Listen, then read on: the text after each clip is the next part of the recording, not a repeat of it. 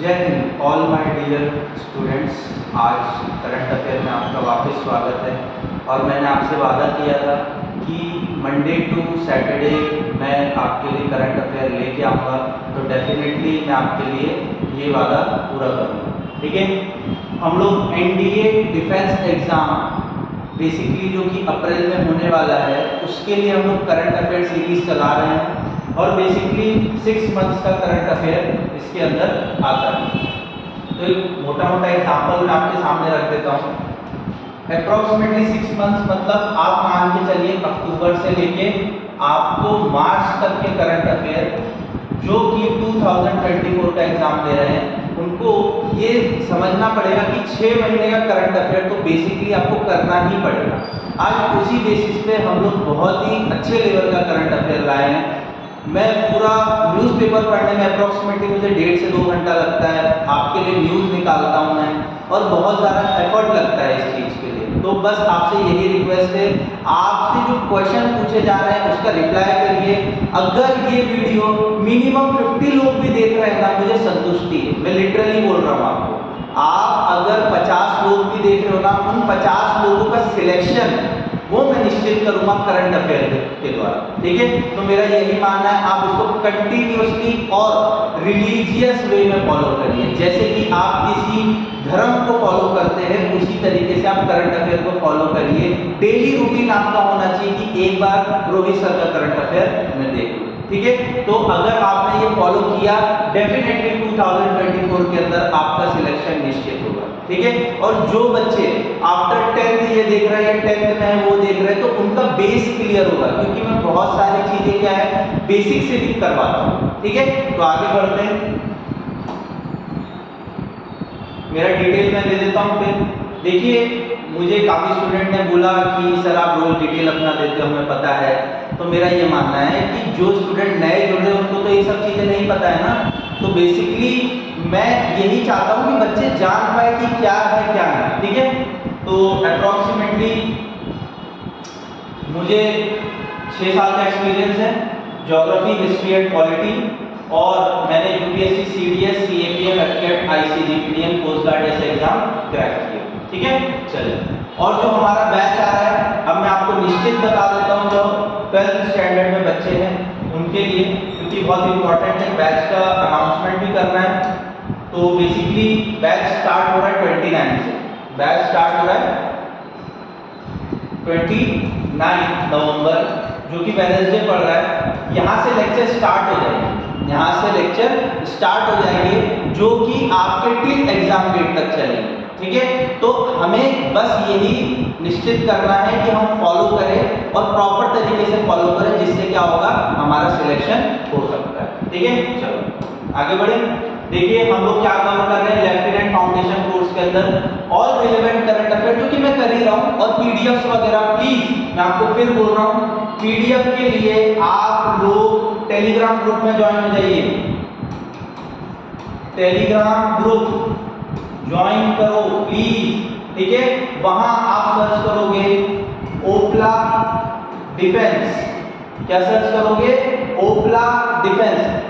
वहां सर्च करते से मेरी फोटो दिख जाएगी, आप उसको ज्वाइन कर लीजिए। वहां आपको ये पीडीएफ मिल जाएगा करंट अफेयर का। प्लस दूसरी चीज में कुछ क्वेश्चंस डालता हूं जो कि करंट अफेयर पढ़ाए हैं उससे रिलेवेंट भी, और जो प्रीवियस ईयर क्वेश्चंस आए हुए हैं उससे भी। ठीक है, जिससे कि आपको हेल्प मिल जाए कि टेलीग्राम आपको पीडीएफ प्रोवाइड कर देगा और नेक्स्ट चीज क्या कर रहा है, क्वेश्चन करवा रहा है। ठीक है, तो प्लीज टेलीग्राम ग्रुप को जल्दी से जल्दी ज्वाइन करिए ओपला डिफेंस के नाम पे। ठीक है, चलो आगे बढ़े।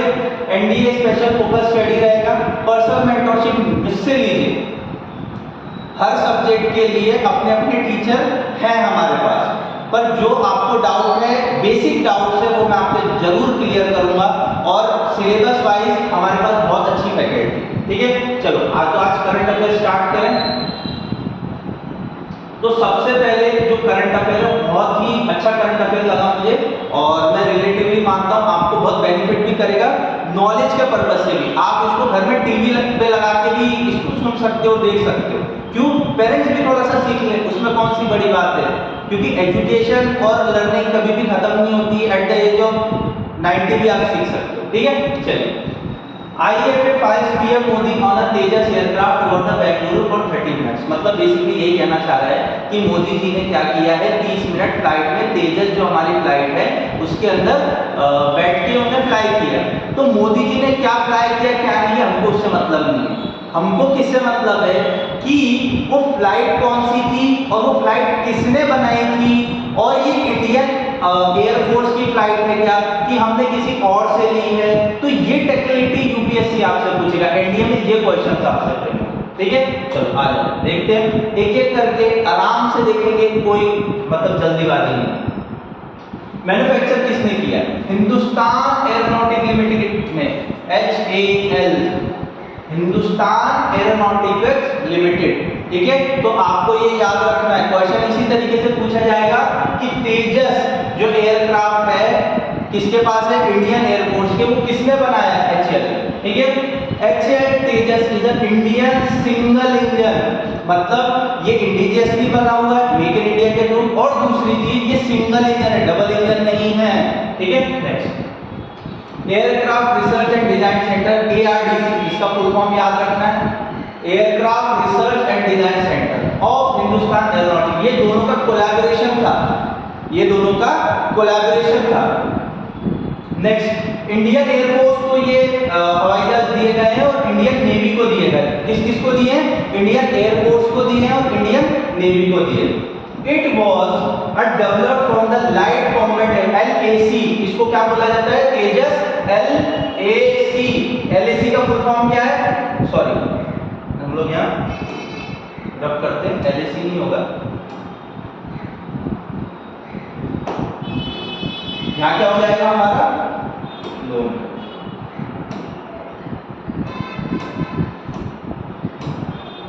LCA, क्या हो जाएगा, LCA, लाइट कॉम्बैट एयरक्राफ्ट। तेजस किसके अंडर बना हुआ है, लाइट कॉम्बैट एयरक्राफ्ट, और ये सिंगल इंजन है, मतलब पर्टिकुलरली दो लोग ही इसके अंदर बैठ के फ्लाई कर सकते हैं, ठीक है।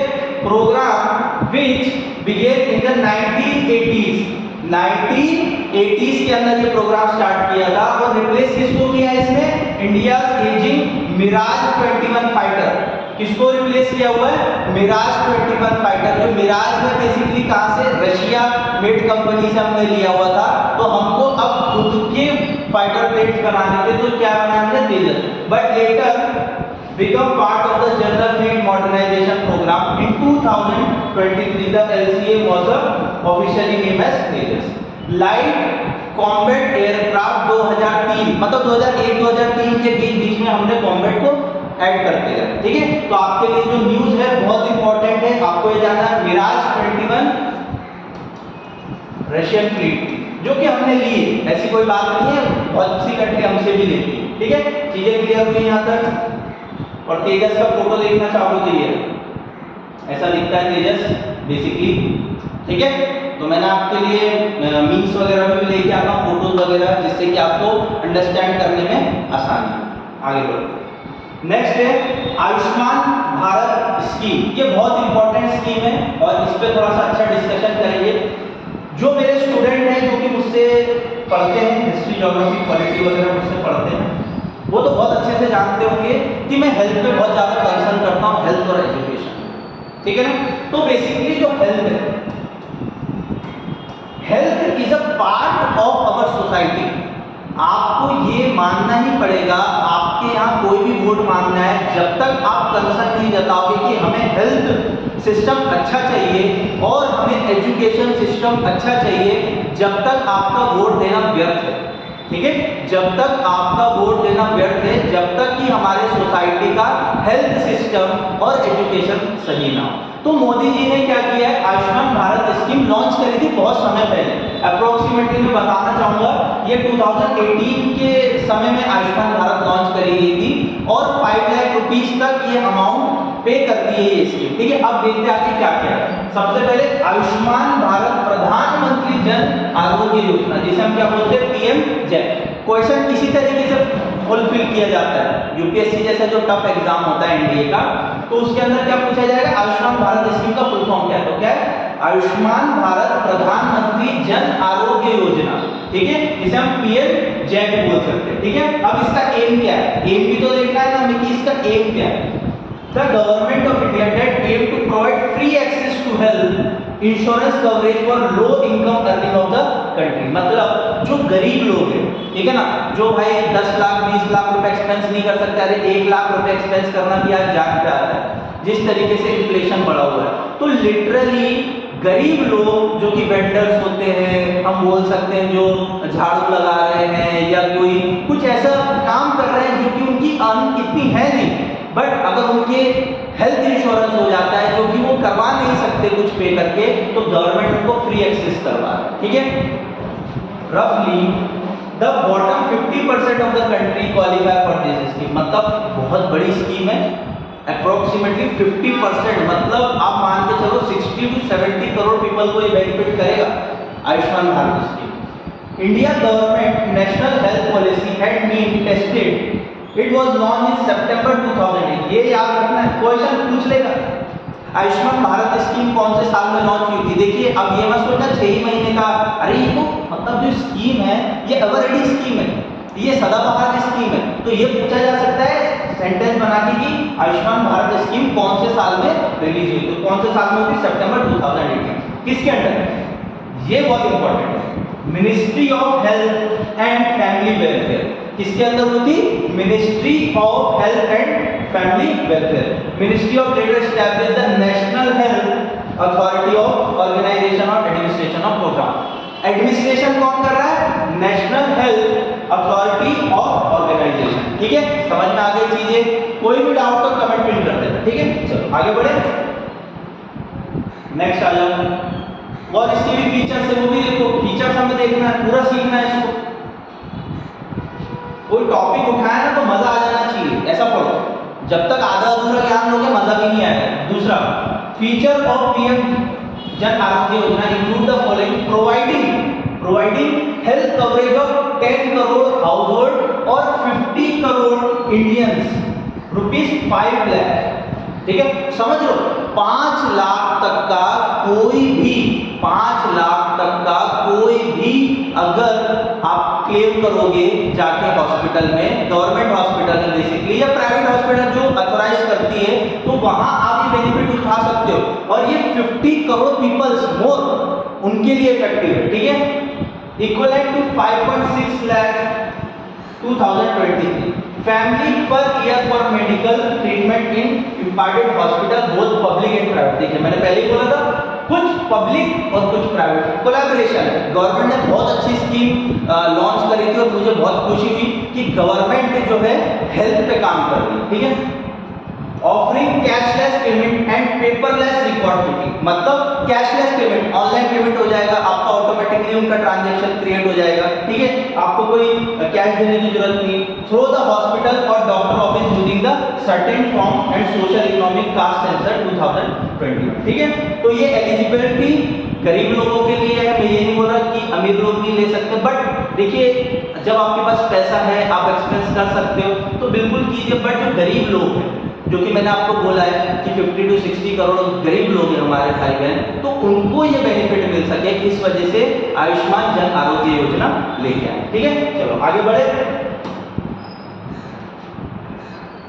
नेक्स्ट आ जाता है इन्फोर्समेंट डायरेक्टर, ईडी।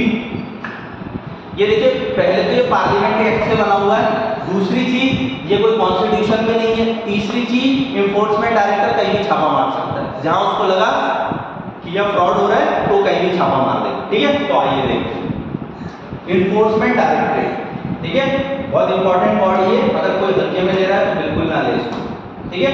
चलो इन्फोर्समेंट डायरेक्टर,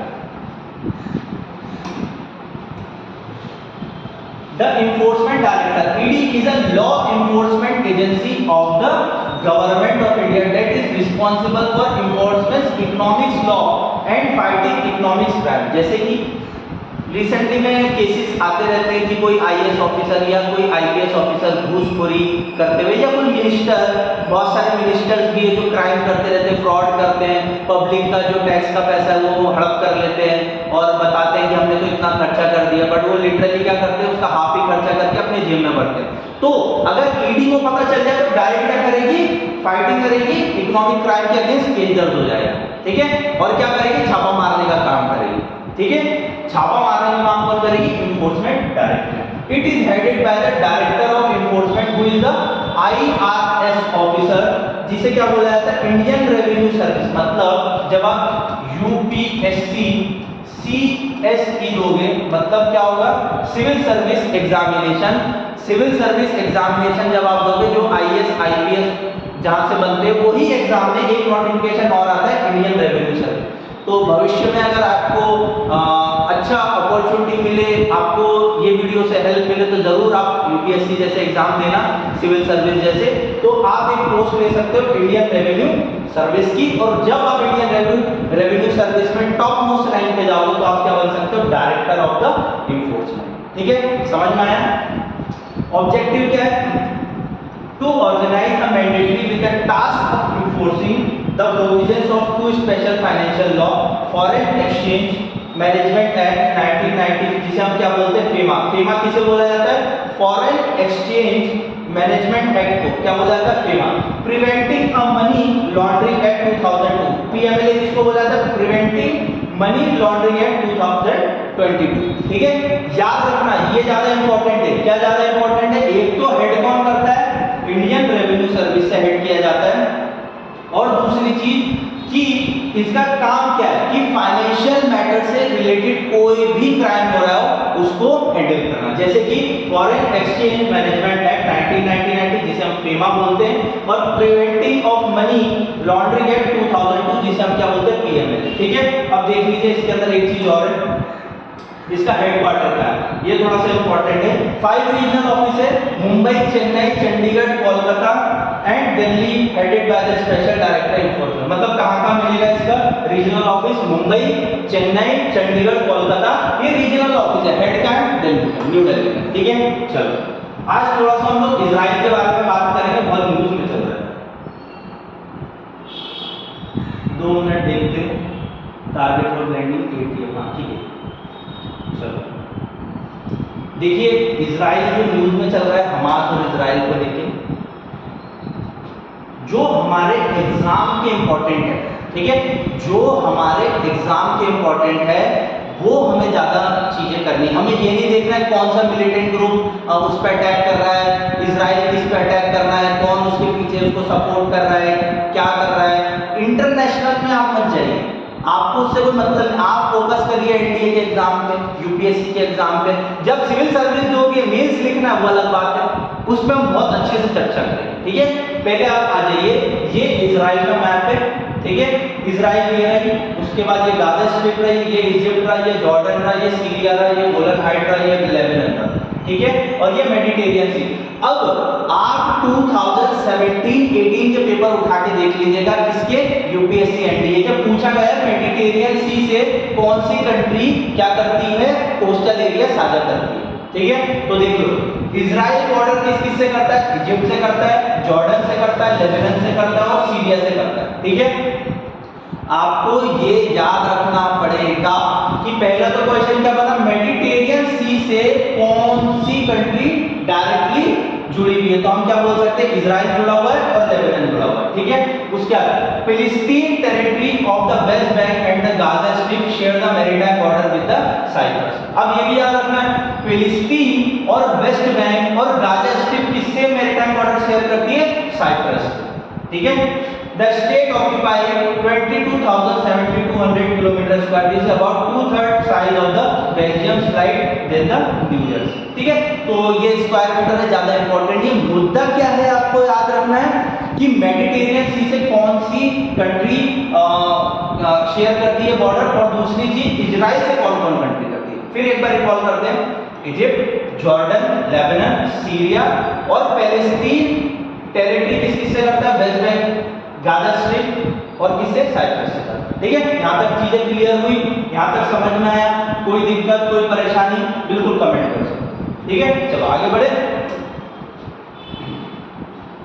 अब आ जाते हैं, बहुत इंपॉर्टेंट न्यूज थी ये, मुझे लगी इंपॉर्टेंट एकदम, और मैंने आपके लिए एकदम रिसर्च करके ये चीज देखा है। Government panel sets inductive target for blending sustainable F from 2020। देखिए बेसिकली जो एरोप्लेन में फ्यूल लगता है उसके लिए डिटेल में यहाँ रखी हम लोग डिस्कस करेंगे। दूसरी मुझसे बच्चों ने क्वेश्चन पूछा था कि एरोप्लेन में कौन सा फ्यूल यूज होता है। दूसरी चीज कि हम क्यों ये काम कर रहे हैं कि ब्लेंड कर रहे हैं, जैसे पेट्रोल में इथेनॉल का ब्लेंड करना चाह रहे हैं, क्यों?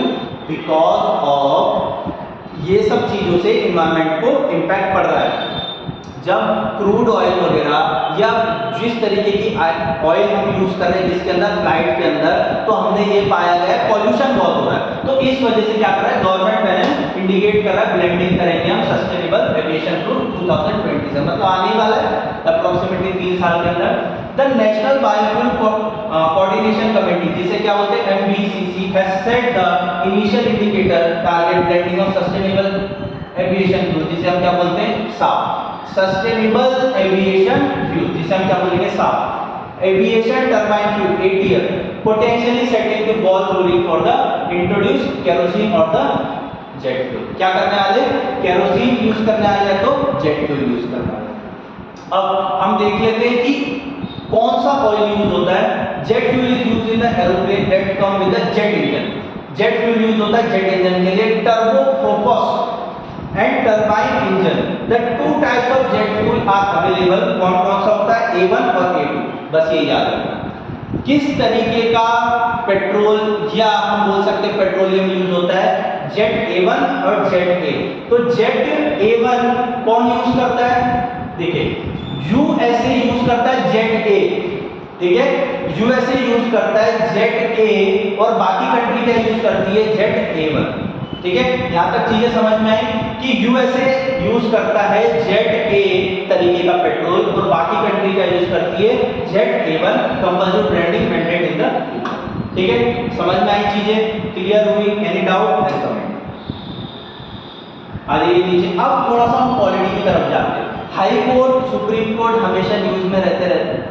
तो पॉलिटी से बेसिकली मैं आपको एक रियल एग्जांपल देता हूं। पॉलिटी से बेसिकली आपको जो क्वेश्चन है ना लिटरली 15 to 20 क्वेश्चन आपको दिखेंगे, मतलब आप मान के चलो 80 मार्क्स का वेटेज रहता है पॉलिटी का, 400 में से 80 मार्क्स का वेटेज रहेगा। तो हाई कोर्ट की क्या अथॉरिटी है, हाई कोर्ट के पास क्या जुरिडिक्शन है, ये आज हम थोड़ा सा जानते हैं। थोड़ा वीडियो लेंथी हो सकता है पर वीडियो को पूरा देखो। अगर जो बच्चा वीडियो को आधा अधूरा देख के या स्किप करके देखेगा उसका लॉस खुद हो, उसका जिम्मेदार वो खुद हो, मैं नहीं। क्यों? मैंने तो पूरा पढ़ाया। अब उसको स्किप करके देखे, भगा के देखे, भाई आपके पास आधा घंटा नहीं है, इंस्टाग्राम फेसबुक स्क्रॉल करने में तो आपके पास समय होता है और यह नॉलेज बढ़ रहा है वो भी फ्री ऑफ कॉस्ट, उसमें भी आपको तकलीफ है, ठीक है। तो प्लीज लिसन करें, ठीक है। Currently, India has 25 high court established in different states, ठीक है। अब इंडिया के अंदर 28 स्टेट्स हैं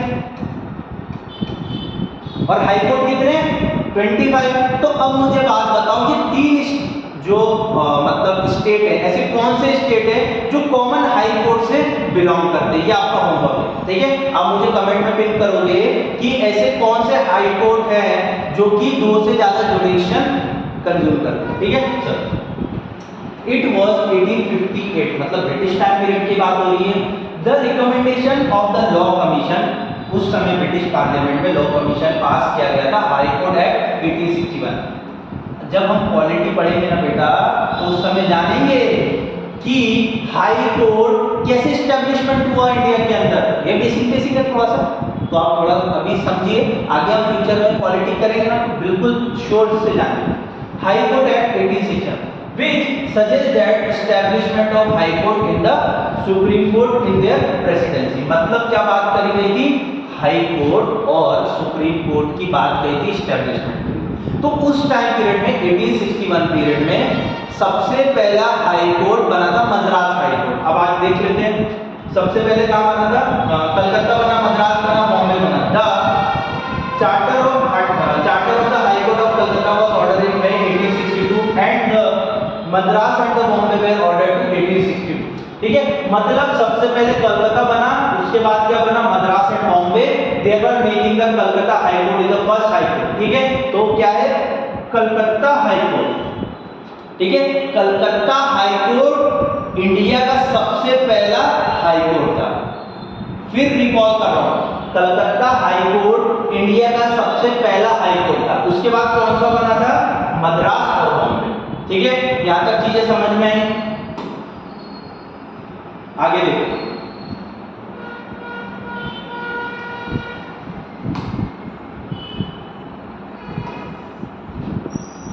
हाई कोर्ट जज is appointed by the president of India. तो सबको पता ही होगा, basically he is solely responsible the appointment of any जज इन द हाई कोर्ट। मतलब chief justice of high court solely responsible होता है कि अदर जजेस को भी वो रिकमेंड कर सकता है।